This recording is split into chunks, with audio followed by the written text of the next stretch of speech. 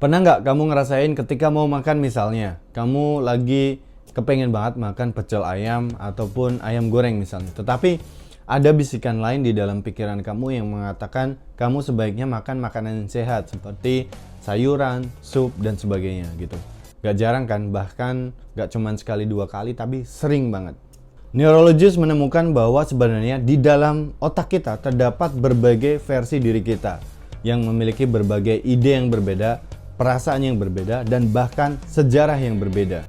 Jika kamu ingin sukses dalam kehidupan pribadi, dalam karir, dalam asmara maupun keluarga dan juga bisnis, kamu harus bisa memecahkan berbagai perbedaan dalam pikiran kamu. Karena hal yang serupa juga akan kamu temui ketika kamu mulai menjadi seorang leader dalam sebuah organisasi atau bisnis. Menyatukan berbagai pikiran yang berbeda dalam berbagai pikiran orang dan mencapai visi yang ingin kamu capai. Nah, hari ini kita akan bahas bagaimana perbedaan pikiran ini harusnya membantu kita untuk menyimpulkan atau membuat sebuah keputusan yang baik.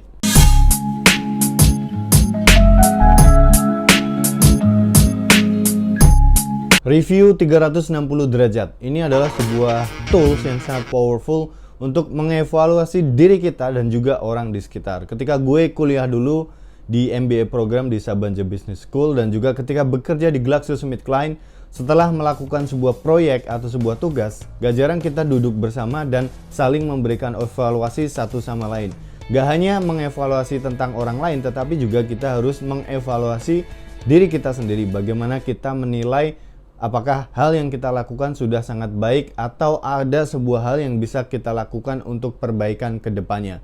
Melakukan review 360 derajat gak hanya membantu kita menemukan siapa sebenarnya sejati diri kita dan bagaimana kita sebenarnya sudah perform dalam sebuah tugas ataupun sebuah proyek gitu, sehingga kita bisa menemukan celah-celah baru yang dapat kita lakukan untuk melakukan improvement kita ke depannya.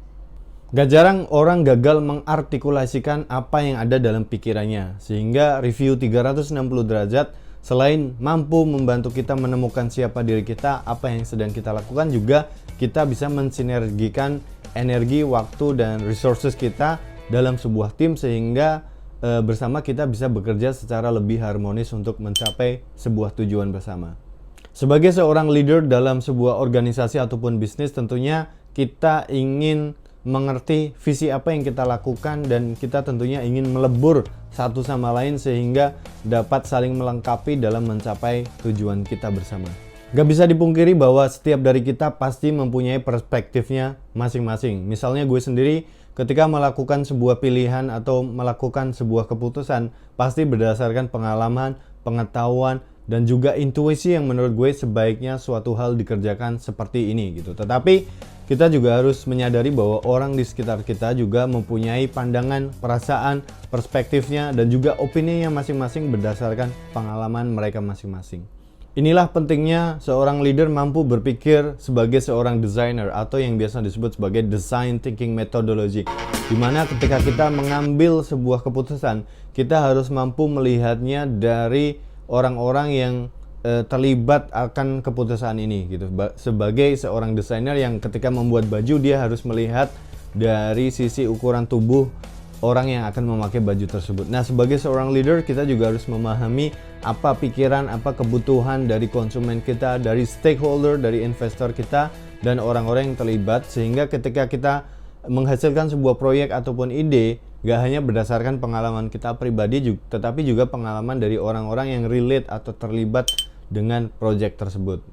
Adam Curtis dalam risetnya mengungkapkan suatu hal atau fenomena yang sangat unik gitu, bahwa pengalaman atau perspektif kita nggak jarang bukan suatu entitas yang utuh gitu. Misalnya ketika kita diundang dalam sebuah acara reuni gitu, kita sudah memikirkan bahwa baju seperti apa yang akan kita pakai gitu. Tetapi keesokannya ketika kita membuka lemari, pikiran dan tangan kita sebenarnya mengaplikasikan dua hal yang bisa saja berbeda gitu. Misalnya sebelumnya gue udah memikirkan akan memakai baju hitam gitu, tetapi ketika gue membuka lemari justru tangan gue memilih suit atau pakaian baju yang berwarna biru.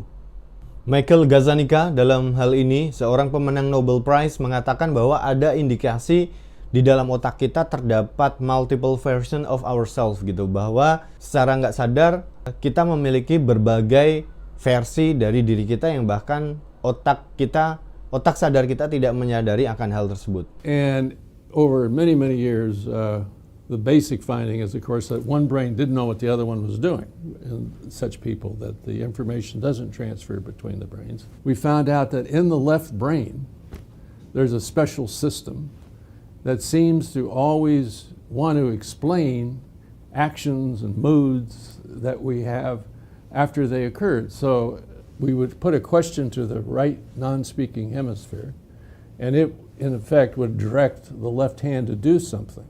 Ada sebuah fenomena atau keinginan yang kadang bahkan mampu menggerakkan tubuh kita, seperti dalam kasus memilih baju tadi ya, yang bahkan otak kita baru menyadarinya setelah terjadinya sebuah fakta atau kejadian gitu.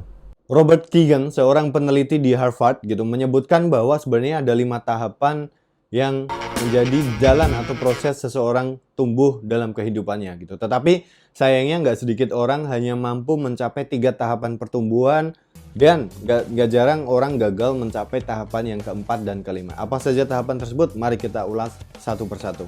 Tahapan yang pertama adalah tahapan yang mungkin dimiliki oleh banyak orang ketika dia melakukan suatu hal karena adanya dorongan impulsif gitu. Misalnya ketika kita melihat suatu barang yang timbul keinginan dalam diri kita, maka nggak jarang kita membeli suatu produk atau jasa tersebut. Tahapan kedua adalah tahapan yang selangkah lebih baik daripada dorongan yang pertama, yaitu impulsif. Tahapan yang kedua adalah ketika kita memiliki suatu keinginan dan hasrat gitu. Misalnya gue punya hasrat untuk bermain game ketika weekend gitu, ataupun misalnya hasrat untuk makan makanan enak selepas pulang kerja. Hal ini gak hanya didorong kemauan impulsif semata, tetapi berdasarkan keinginan dan hasrat yang udah kita set sebelumnya.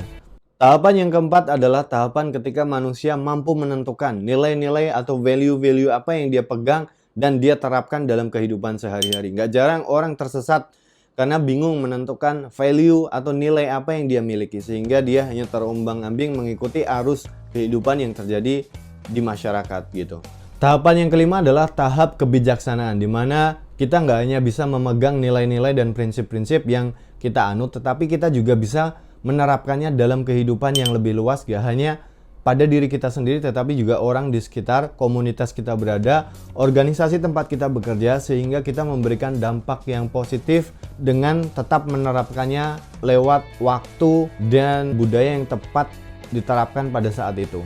Mengerti apa yang menjadi dorongan kamu bergerak adalah suatu hal yang dapat mengakselerasi diri kamu dalam mencapai kesuksesan, seperti dorongan motivasi intrinsik apa, motivasi eksternal apa, dan juga nilai-nilai apa yang sebenarnya menggerakkan kamu dalam mencapai visi kamu, sehingga kamu dapat menentukan energi dan waktu dan resource pada suatu hal yang tepat. Dan gak hanya itu, tentunya kamu bisa menentukan kolaborasi dengan siapa yang punya visi dan misi yang sejalan dengan diri kamu. Kemampuan untuk mengekspresikan pemikiran, perasaan, dan juga pilihan akan suatu hal gak hanya membuatmu mampu melaju dalam kehidupan, tetapi juga yang paling penting adalah terkoneksi dengan orang di sekitar. Karena at the end of the day, kita adalah bagian dari suatu hal yang sebenarnya jauh lebih besar daripada kita. Misalnya ketika kita memiliki sebuah visi, kita akan menjadi bagian dari orang-orang dengan visi yang sama, yang sebuah komunitas yang jauh lebih besar dari diri kita sendiri, sehingga kita bersama bisa menciptakan sebuah impact yang begitu besar, melebihi impact jika kita bergerak hanya sendirian gitu. Until next time, ciao!